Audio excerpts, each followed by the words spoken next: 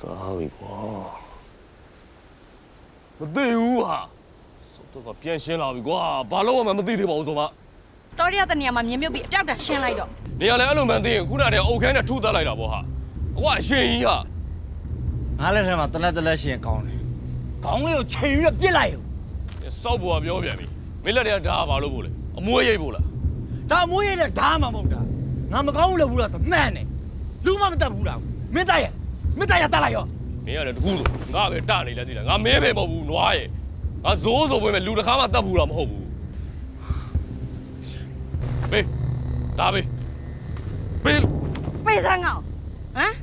လင်လောက်တဲ့လူရောမောင်လောက်တဲ့အကောင်ရောဒီကားမှာတော့မကြောက်